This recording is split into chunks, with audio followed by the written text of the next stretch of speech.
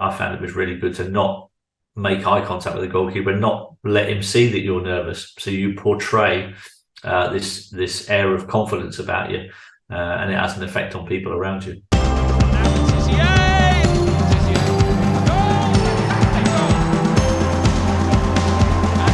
I just wanted people to just leave me alone, let me earn a wage, feed my family, have a nice life, and thanks very much. I'll ride off into the sunset after that. Facing May once more, it's round Pallister, it's round May. Oh, and it chips Schmeichel. And those people were ignored, they were censored, they were ridiculed. Matt, you scored, 47 times out of 48?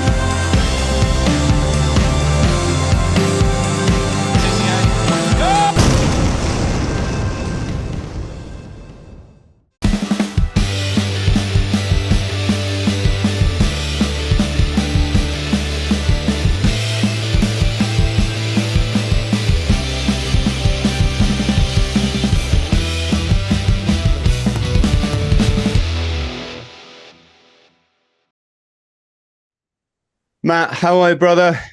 I'm very good, thanks, mate. And you? Yes, ducking and a diving, bobbing and a weaving, or sound like Muhammad Ali, don't I? First thing, I've just said it to you, but just right from the bat, thank you so much for what you've done for our children. You really put yourself on the firing line, which I think is the only place to be when it comes to the truth.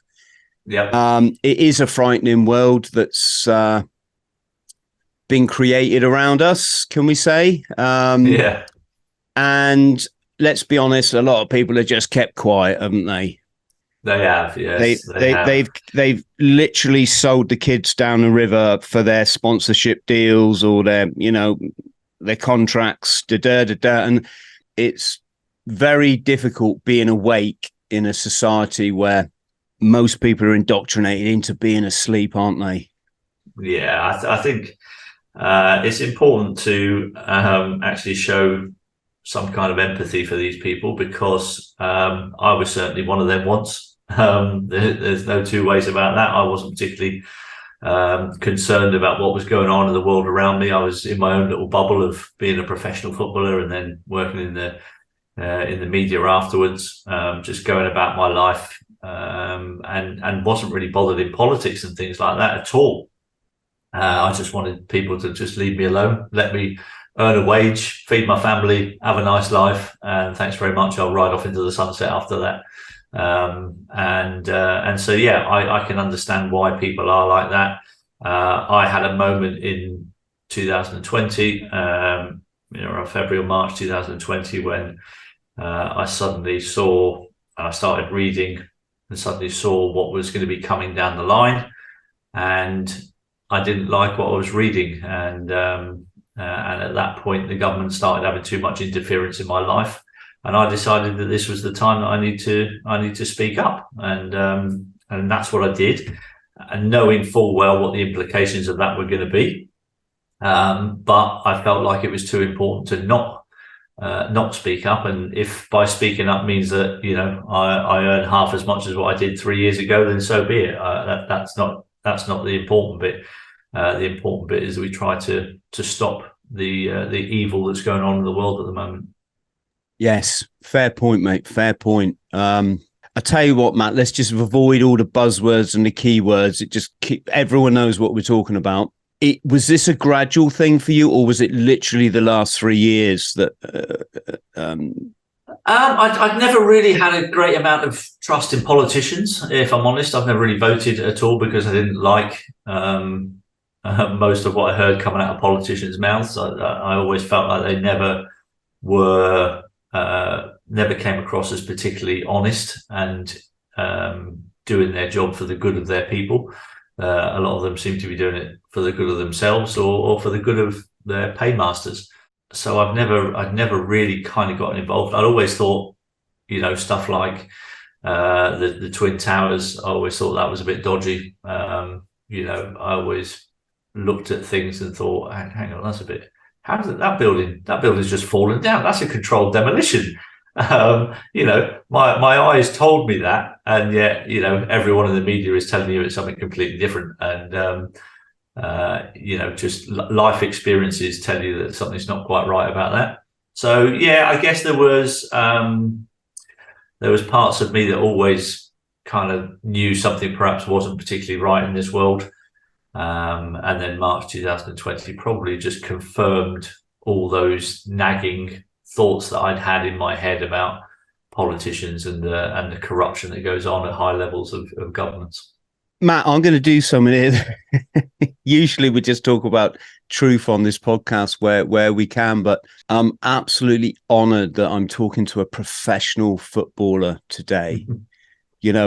Football for me has been a bit funny, Matt. I loved it. I used to play with the Cub Scouts at a place called Horrabridge, which was a little village in Devon.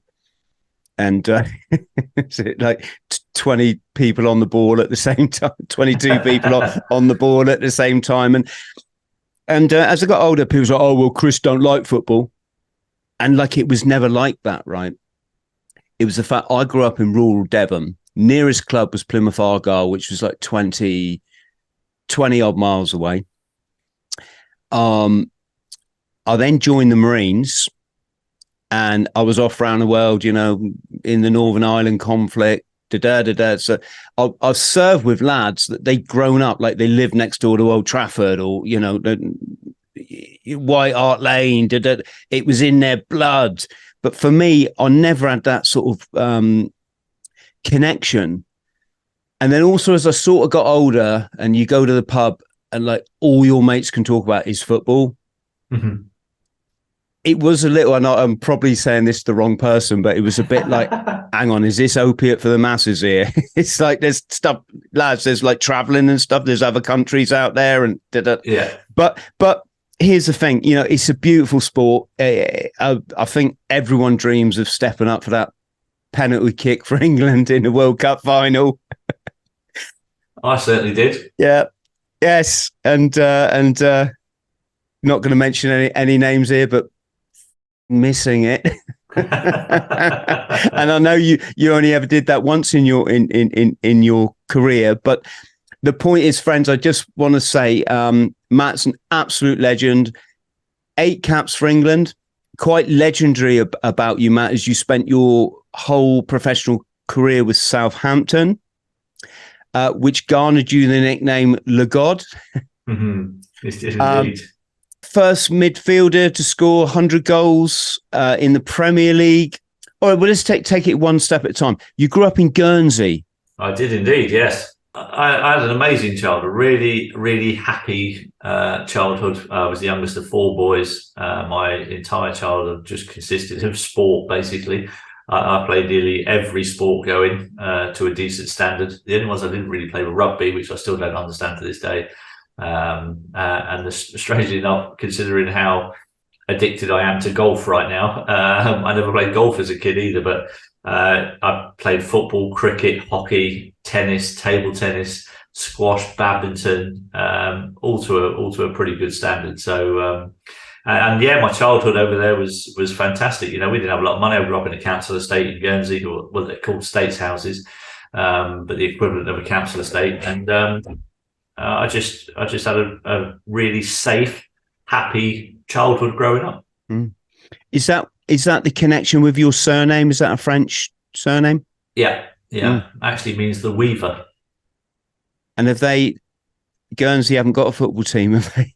Guernsey have got a football team. They don't. They're not a part of FIFA, so they don't have international status. But they do have a team. They play against Jersey every year, and they've also now got a team which play in the leagues in England, which my brother actually was one of the founders of that football club some 12 years ago now. I think it was 12 or 13 years ago. Addiction's been something which I've battled with my whole life, and I thought maybe we could start off with that because was it Paul Merson that he was kind of legendary in being one of the first people to come out and say, look, this, I've got a problem here. Yeah. And I think he faced up to it really, really well. you're all there, you're young guns, you're in the public eye, you're the gladiators of the modern day. Is kind of like the relaxing side, does it become problematic? Has that become less now? Football's like so much more technical these days. I think it's probably a bit more professional these days. Professional football. Back in our day, there wasn't so much kind of sports science around. We probably had a lot more spare time as well back in our day. And yeah, there was obviously comes with that. You know, you've got a lot of spare cash floating around, and you've got a lot of spare time, and that can be dangerous. You know, and that's why some players did, end up gambling too. And I kind of got a little bit addicted to fruit machines. You know, I grew up in Guernsey. There was no such thing as fruit machines in Guernsey. They're not allowed over there. And so I kind of saw these machines, these flashing lights. And it was like, oh, that's fun. Oh, you could win some money here. So I then kind of spent the first 2 or 3 years putting too much money in fruit machines and got myself into a little bit of trouble. And I managed to understand and learn early on that was an addiction, and I managed to sort it out myself. And so I don't play fruit machines. So yeah, I had that little bit of a problem early on, but managed to put it out before it got out of control. Unfortunately, there are other lads who didn't manage to do that, and they did get themselves into a lot of trouble. And that is, probably due to the fact that there was a lot of spare cash around and a lot of spare time. Most days we were finished training by 1 o'clock, and you get a lot of time to fill for the rest of the day. And we weren't professional enough just to maybe go down the gym, do a few more weights on our own, and rest your body. You just kind of wanted to fill your time in any which way you could. And I spent a lot of time in snooker halls early on as a kid, filling time. So I would go training, finish training at 1 o'clock. I'd go in the snooker club, and I'd be playing snooker or on the fruit machines until like midnight, and then go back to my digs. It's so funny you say that. My first addiction was coffee, and I can remember it well. I was like 11 years old. Wow. So, yeah. Well, I've had a lot of time to think about this, Matt, or I'd be dead now, and I still don't always do a good job of it, if I was honest. But I remember running home from the school bus to put the kettle on, and that was the first, when I traced my addictions back, that was the first thing, and then it moved on to 9% homebrew. I used to nick my dad's homebrew. I used to brew this potent beer, and because it was so strong, I'd put orange squash in it. Then I'd go and hide out on the coal bunker at 14. Right. By 15, I was challenging my mates to drink pints of it in between tabs. So, but I remember at 17, hitchhiking back from our nearest town, which was 8 miles away, because yet again, I'd spent all my bus money on the slot machines. Wow. And that horrible feeling when you put that last 10p in, which is probably £1 now or something, but and you knew where it was, you knew it wasn't going to end well. So yeah, yes, so 3 degrees of separation. Yeah, I was quite lucky in that I never kind of really liked alcohol very much. So from that point of view, the fact that I didn't like the taste of it was enough to put me off of it. I actually found the drink that I did like eventually, and it was Malibu. And so, as most people know, it's probably one of the weakest alcoholic drinks out there. And that's all I've kind of ever really drank. And I don't really drink very often, but when I do, it's Malibu. So yeah, it doesn't tend to get me drunk that much. What's it like running onto the pitch for England? That was amazing. As a kid, I mean, my 2 ambitions in life I can remember from about 8 years of age were I want to be a professional footballer and I want to play for England. And when I managed to do that at the age of 25 at Wembley, Terry Venables first came in charge against Denmark. He came on as a substitute, and I had all my family up in the stand. It was just the most amazing moment of my football career. It really was just incredible. And so, yeah, that day was very, very special, and probably one of the greatest days of my football career. My dream still is to run onto the pitch for England. I think I might need to do a bit more training. I think you might need to reset your goals, mate. That's what you need to do. Yes. When I was in the Marines, I was on ship for a year with a great bunch of lads. There was about 12 of us in this little Royal Marines detachment on board HMS Invincible. And all our day, and I think you can probably relate to this, was it just involved taking a piss out of each other, watching endless DVDs, the same one, Life of Brian. Watched that about 80 times now. Still love it every time. We knew the lines off by heart. And one time our Corporal AD come into our mess deck. He said, "Right, fellas, just imagine the England team's been wiped out in a freak hurricane, and everyone has to put their names in the hat. Who's gonna go up against Brazil next week?" And the Royal Marines detachment on HMS Invincible, we get picked. We were just like run it. I think we all imagined ourselves running out on the pitch. Yes, as we saw quite recently, you saw Harry Kane there. He's got one job to do: put the ball in the net. Is a penalty. And I don't mean any disrespect to him, folks. The guy's got way more footballing prowess than I'm ever going to have. And he put it. Did he put it wide? Didn't he? Over. Or, I think he hit over or hit a post, and you're like, oh God. Then you see these Latinos, and they put the ball down, and they casually take 3 steps back, and then they just loll up to the ball, hit it straight in a kind of like a little gentle arc, and it goes straight in there. How do they do that? And how do they have the confidence, Matt, do you think? It's an interesting one. I think exterior appearances can be misleading sometimes. I think all those times that you're looking at those players looking really casual walking up to the ball, I can assure you that there'll be some butterflies in that stomach, and but some people just have this ability to stay calm under pressure. And you can control that. And if you give out, your exterior looks like you're really in control and you're confident, then actually that has an effect on people around you. So, if you walk up to it kind of looking really nervous with a worried look on your face, that gives the goalkeeper a little bit of hope. He's looking at your eyes going, "Oh, look at him. You don't fancy this. I've got a chance of saving this."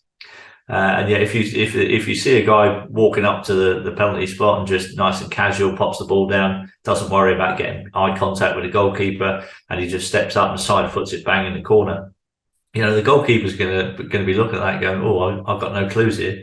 This guy looks pretty confident," and that's going to have an effect on the way that the goalkeeper thinks as well. So yes, it's important to not panic under pressure, but it's also I found it was really good to not make eye contact with the goalkeeper, not let him see that you're nervous. So you portray this air of confidence about you, and it has an effect on people around you. Matt, you scored, 47 times out of 48? That is some record. Yeah, I mean, I quite enjoyed the penalty situation. It kind of it appealed to my ego. I quite like the fact that everyone in the stadium was having to look at me at that point, and I was pretty confident in my ability to be able to score a free shot from 12 yards against the goalkeeper. And yeah, 47 times out of 48 it worked. And Mark Crossley will always be the only goalkeeper that only saved one of them. So I didn't miss a penalty. It was actually saved, which is slightly different. Did you have a particular? Did you just get up and welly it? No. So I never wellied it, and I never did what you were speaking about before, which was to do that little chip down the middle. I played the percentages basically. So I could side foot the ball pretty powerfully. So that helped. So I was able to side foot. I would choose one corner or the other. I'd always pick the goalkeeper's left first as my first choice. That was my favourite side because you can hit the ball, nice powerful side foot. And if you get it relatively near the corner with a lot of pace on it, it takes a lot for a goalkeeper to save it. In fact, for a goalkeeper to actually have to save that, he'd have to move before you kicked it. Now, what I also did to try and counter that was when I was going up to take the penalty, I would kind of look over the ball, not at the ball.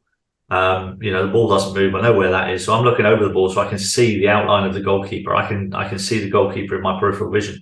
And if he did try to dive too early towards my favourite corner, then I could see that. And then at the last minute, all it meant was I just had to whip my foot around the ball, and then I was able to pop it in the other corner. So that was the technique that I used, and yeah, it worked quite a lot of time.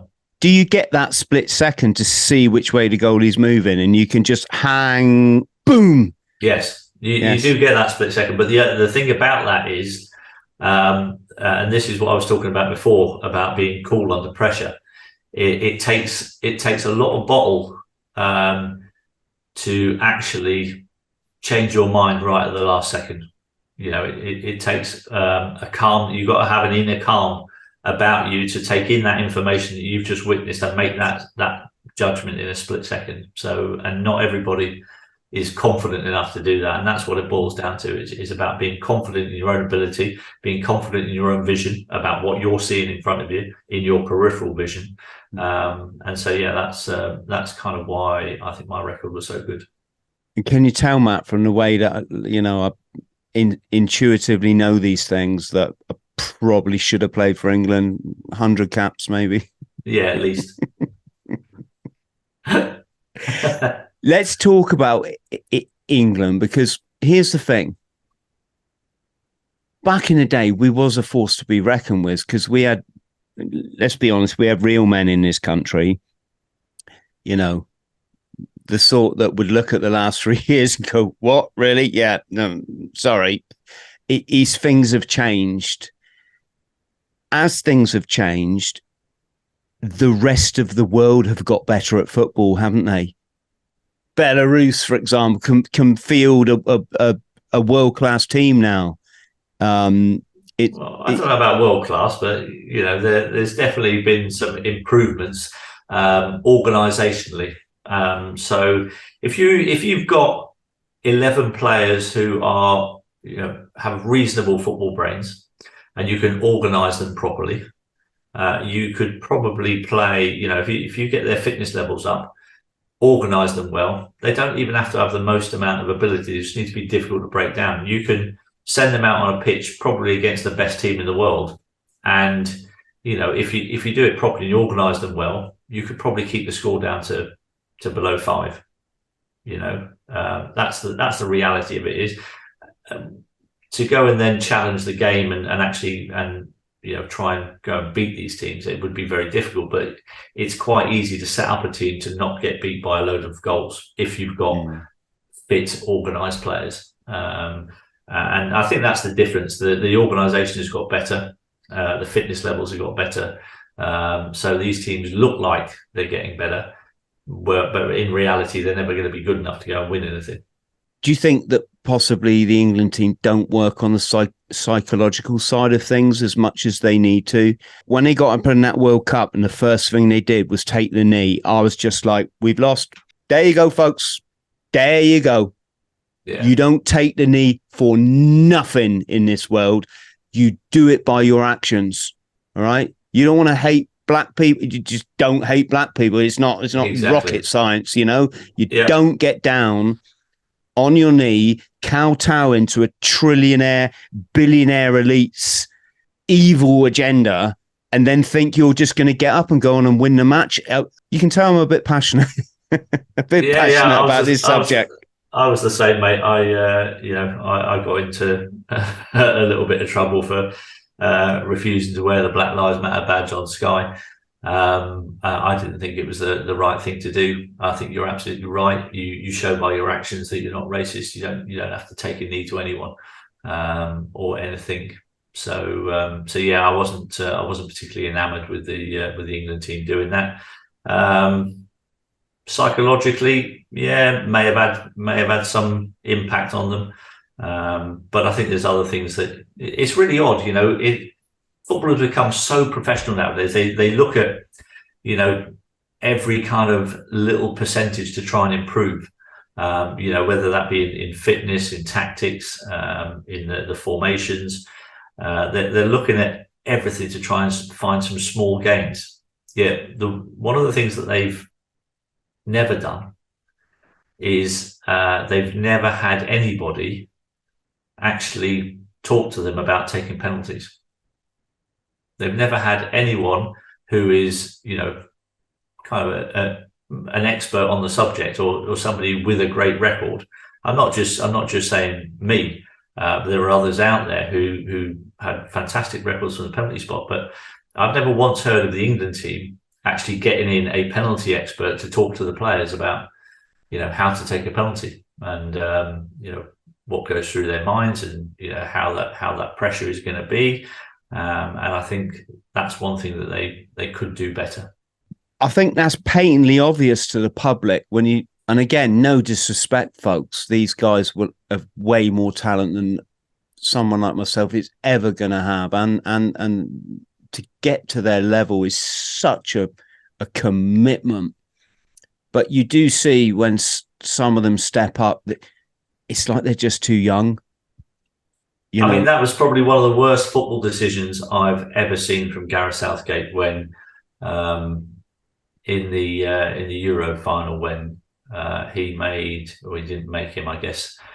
Saka had obviously volunteered maybe to take those penalties, but as a manager, you don't put an 18-year-old kid to take your last penalty in a penalty shootout of a major tournament. That was just, for me, the most shocking managerial decision I think I've ever seen. It really was, to put that lad in that position. He'd never taken a professional penalty before in his life, and yet here you are, you're sticking him at the back end when you pretty much know there's going to be something crucial resting on this penalty. And I thought that was really poor management from Gareth Southgate. Yeah, especially for somebody that needed a bit of closure in that area, right? Absolutely. Yes. Absolutely, yeah. Gosh, I do think about that a lot. On the one hand, would you want to step up and take it? Well, yeah, of course you would. I'll tell you a little story about the only penalty shootout I was involved in my career, because penalty shootouts only kind of came into being in the cup competitions in the early 90s, and we played Man United. We had one replay, and then it went to penalties, and so we were at Old Trafford. We just done 120 minutes at Old Trafford. We sneaked a draw somehow, and I remember our manager at the time was a guy called Ian Bramfoot. And this will tell you something about my mindset. So Ian Bramfoot came up to me and he said, Tiz, I want you to take the first penalty in the penalty shootout. And I looked at him and I went, I'm not taking the first one. I said, I'm taking the last one. I said, because that will be the important one. And you need me to take the important one, because I'm the penalty taker. That's my job. And I want to be the last penalty taker. So I'm going last. You pick the other four. So that's my mindset. Now, this is the only penalty shootout I was ever involved in my career. So anyway, our first four penalty takers all go up, score every one of them. Man United missed 2 penalties, and the penalty shootout is won before it even gets to my turn. So, in a way, you did make the right decision. Wow. I mean, we won, so it was the right decision. There you go. Okay, final question on the subject of football, mate. You're obviously a legend, loved by the masses, unblemished record that, the as much as it can be, young player of the year. Do you ever think there'll be another as big a legend as Tommy Tynan? Absolutely not. The Green Army love Tommy Tynan. I actually played with another Plymouth legend actually at Southampton who had a testimonial down at Plymouth, a guy called Mickey Evans, who he scored loads of goals for Plymouth and did really well. Came to us and then went back to Plymouth, but I ended up going back down and playing his testimonial at Home Park. So that was nice. In fact, Neil Warnock refereed that game as well. I tell you a funny thing. There's just a little aside, but I went to school with Tommy's kids, Paul and Lindsay. I think I'm allowed to say that in a podcast, but Lindsay was just an absolute delight. We went to primary school together, lived in the same village. They never mentioned their dad, not out of, ignorance or anything. Just, we never knew that this is Tommy Tynan's kids. Yeah. But just they were a very lovely, lovely family. Nice. I was always a bit like, my brother supports Argyle every Saturday if he can. If he can't get to the match, he's listening on the radio. And my whole thing is kind of like, I'd support them if I thought they'd go anywhere. But when you see the money in football, and it's not money that Plymouth has, when you see I don't know, something, friends at home, you're welcome to put your thoughts in the comments. Just please do so politely, because we got to share the planet together. It's different. If you live in London and you support a London club, you just got to hop on a tube and there you are. We're in the arse end of nowhere. It's hard to do a podcast because who the hell's going to come from Scotland to Plymouth just for an hour chat at their own expense and then go back again. And also we do suffer a bit with parochialness down here. Yeah. Overnight, the other night, the council, in their wonderful wisdom, decided to chop down all the trees in the city centre. I saw that, yeah. Yeah, they did it overnight without telling anyone. And then they got the backlash. And now they've stuck signs to the wire fencing around all these forlorn trees saying, we're really sorry that we did this. It's like an episode of The Simpsons or something. So I've always said to my brother, like, I love it that you love your football and you go and meet your mates, and yeah, it's a big old thing, and you go up Green Army. But I just think the odds are stacked against them in the kind of trillionaire field that it's now become. Yeah. I don't know. But it's interesting because obviously they've gone up to the Championship this season. So they're only one step away from the big league. And if you look at somebody like Luton, probably people would have said the same things about Luton as they were coming up. And, they were in non-league football not too long ago. So, it is possible for them to get to those levels. I mean, it's highly unlikely, but it is possible. And that's what people cling to. But yeah, the parochial side of things, I think there's a lot of that goes on. And I do sometimes, I find it a little bit odd when it kind of goes to the extremes of wanting to, actually be violent against another team's football supporters. In my area down here, Southampton and Portsmouth, football supporters generally don't like each other, but it's just a game of football. Do you know what I mean? Let's not make it too serious. Let's not be wanting to fight each other just because you support one team and somebody supports the other team. Each to their own, I say, and let's just get on with it, have a decent game, create a decent atmosphere at the match, and let's all be friends afterwards. Yes, exactly. And I should say, just to clarify, folks, just massive congratulations to all the guys. They really have done well, and they got a result recently, and big up to the fans, who've been loyal all these years. Getting on to the current narrative, Matt. Gosh, I think we covered, didn't we, when you started to realise things weren't right. You're like me. I was in a university lecture in 2005, I think it would have been 2004. And it was actually before the lecture. I was just sat with my lecturer, really nice chap called John. There's about 5 of us sat at this table, and we were just chewing the fat. And he said, have you seen this video that's gone out about the Pentagon? And I was oblivious, even though I'd had like my awakening through addiction and I knew stuff in life. It ain't what people think, we don't live in this wonderful society where we're progressive and it's all about looking after people and the individual and fat. When you get addiction, it's like say goodbye to everyone in your life. They all bugger off. And, to be honest, I sort of, the state I was in, I don't really blame them, but that did wake me up to the fact that, hang on, I remember knowing that there's something bigger here and I've got to trust in that. And I've never looked back. Achieved all my dreams and goals ever since that moment, and despite a few challenges. Apart from playing for England. Yes. Oh, you had to remind me of that. Hey, not yet, okay? It's still on the back burner.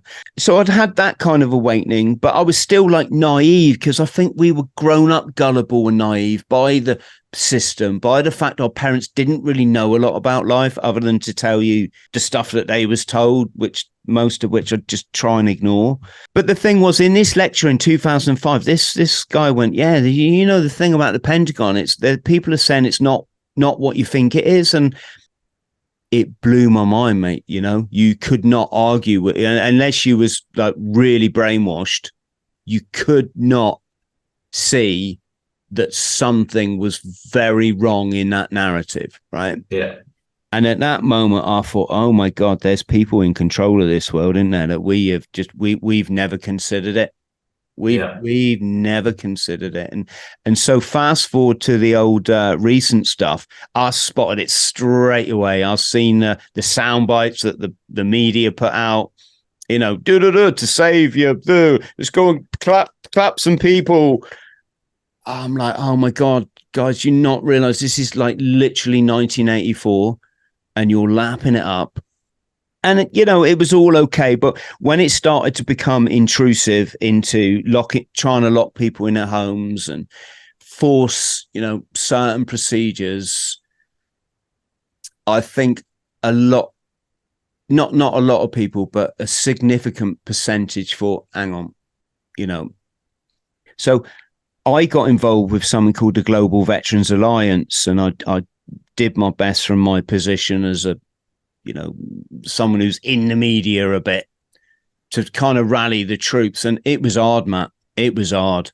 You know, at best, we could get about 60 veterans to these, I don't know if protest marches is even the right word, but and even amongst that group, the division was so big that everyone hated each other.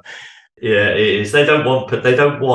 What I've come to realise is the government do not want a healthy set of people that are capable of thinking for themselves. That's exactly the opposite of what they want. Matt, I'm just going to say it again, but I'm so proud to make your acquaintance. I hope we'll be friends for life. Thank you, mate. Mate, you stood up for my kid. It's just that simple. That just means you're gold to me. And I mean, it's not. It wasn't ever about, you know, I've had people kind of going, oh, you know, you're just trying to stay relevant because you got sacked by Sky and all that stuff. And you're like, well, actually, I was working for Sky when all this kicked off, so that's not it. The whole point of all of this has been about the future of the children, the kids' futures. That's what it's all about. You know, I've got kids, and I want them to have a future that they can look forward to, where they're free to do stuff that we were free to do when we were growing up. And looking back, you know, there's probably stuff that our parents' generation were even freer than we were. You know, it's been a gradual decline in these freedoms that we've been allowed. And at the moment, I think this is the greatest attack on humanity that there's probably ever been, quite frankly. They're doing it very covertly, very cleverly, with legislation and getting corrupt people in all the right places in organisations. And it's been a plan that looks to me has been in place for a long, long time. They've worked very hard at it, and you know, they've fooled a lot of people with it. Matt, you nailed it. Guys, just do you want to say, like, I'm not a coward. I'm a Royal Marines commando. I passed the toughest military course on the planet, and I will willingly give my life now if it's to do the right thing. And I'll certainly give my income for the last 3 years, because believe me, you don't make any money doing this shit, right? You got to start to see who the controllers are and what their little club is and how they work together and how to get people into, like, the nudge unit in the UK, you know, how they infiltrated the Bush cabinet and they, you know, pulled together certain events, let's say. And it's not the people that everyone thinks they are, which I know Matt has had a issue. They're clever in that. They hide. They're what's called identity stealers. They hide behind identities. So that might be religion. It might be ethnicity. It might be this. But essentially, they're a club, right? And they're very good at what they do. You can trace it back to, believe it or not, ancient Sumeria, and how it came into Europe, and how it not infiltrated, but how these individuals formed the elitist banking aristocracies, and they're good at it, and they know how to communicate their agenda, which is why you see, strange symbology and stuff like this. Their master aim, from what I can see, is keeping people in their lower self, preventing people from ever reaching a position of love, because love is what it's all about. Love is the highest form of vibration. Fact. Okay. When you go out the front door and you're in love, what you like? You're saying hello to people, and you're happy about your day. You're going to, everything's when you go out that front door and you're full of anger, hate, bitterness, you're on the horn on the car because this guy's just like driven in front of you, like you haven't done that 100 times before, right? What are you doing? You're just putting out bad energy. And these controllers, they know this because they come from a time where there was ancient understanding. They call it the Babylonian mystery schools. Goes back to the to the Far East or the Middle East, and they want people to be upset and angry. They want people to be hating on Matt. They want they own all the media. They own everything. I tend to not let negativity into my life. Quite frankly, I think it's one of the best things you can do. So I tended not to take any notice of any of the bad stuff that people write about you, because I know that I'm a good person. I know where I'm coming from. I know I'm coming from a position of love, as you say.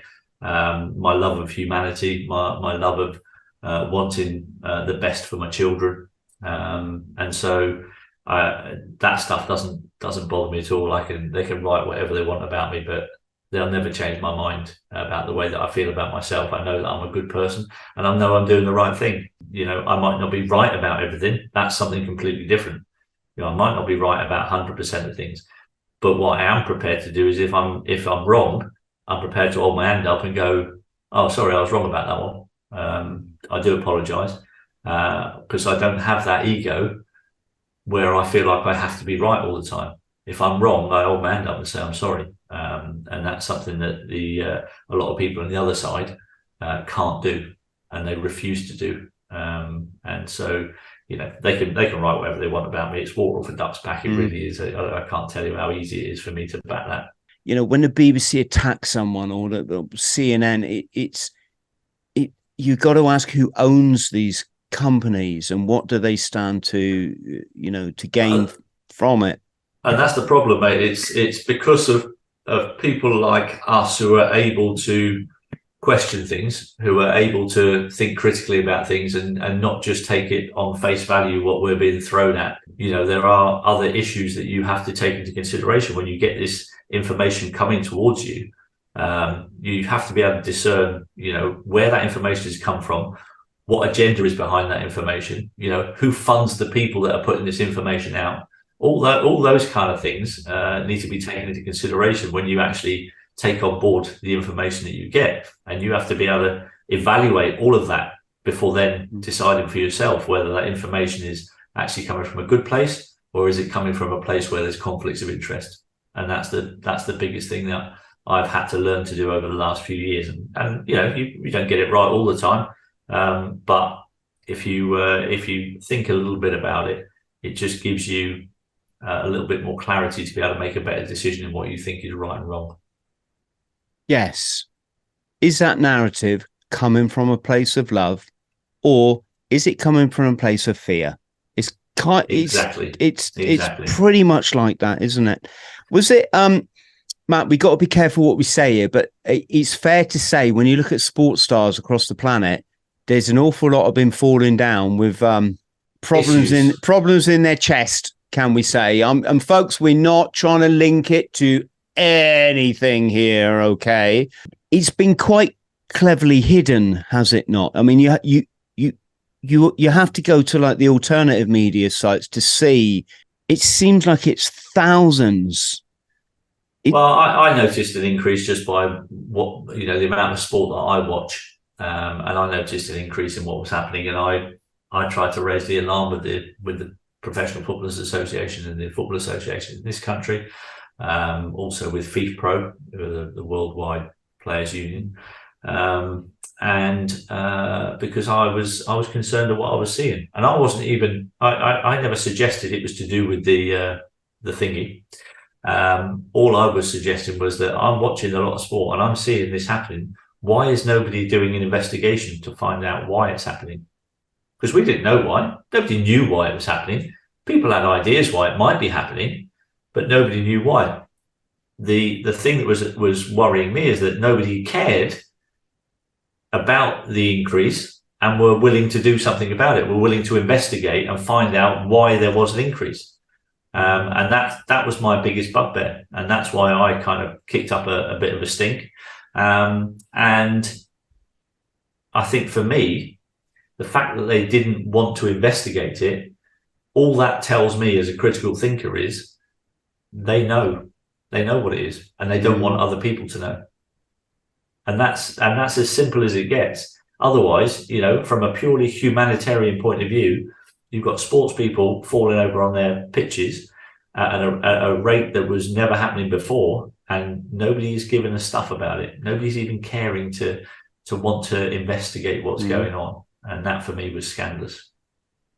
It's like the DJ thing. I'm very honoured to be good friends with Danny Ramplin, who's just been a legend throughout all of this, alongside Right Said Fred and a few other people, notable celebrities that put their lives and their careers on the line. And here's the thing: like, I never heard of a DJ death before this last couple of years.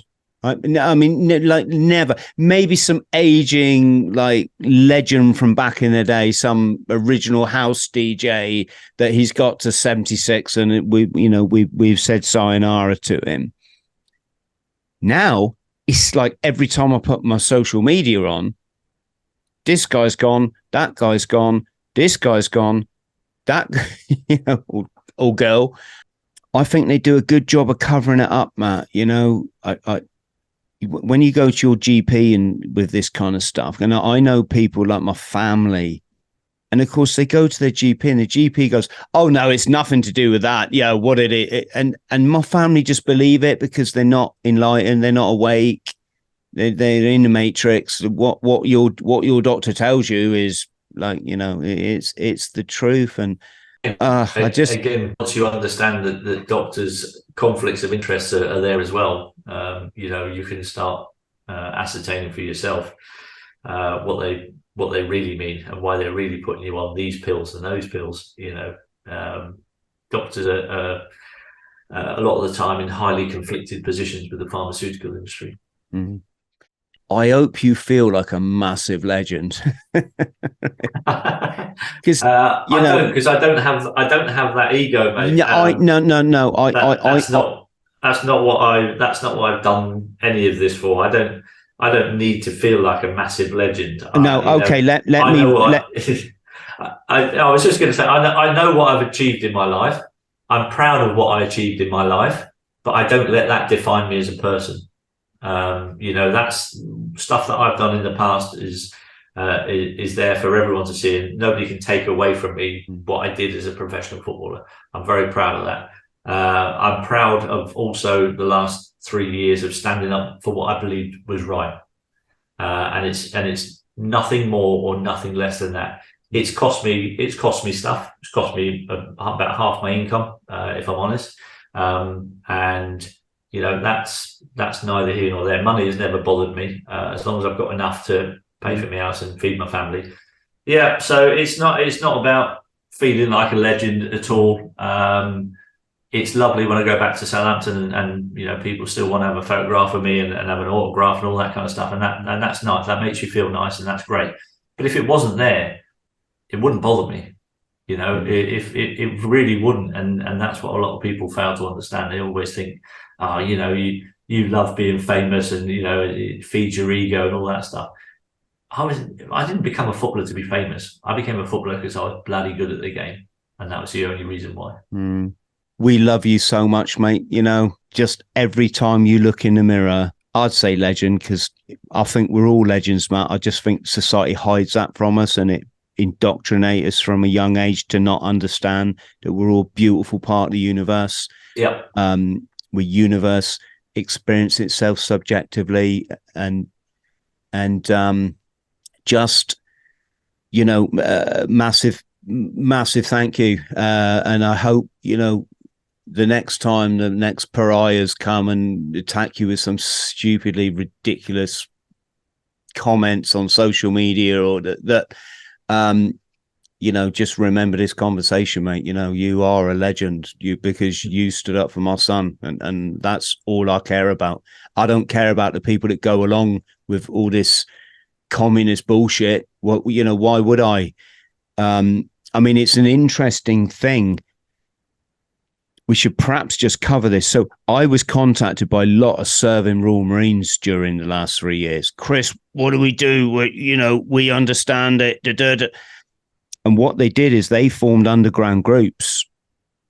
And I'm not going to say what they did, but let's just say they found the way around certain requirements of the British military, and they did it very cleverly.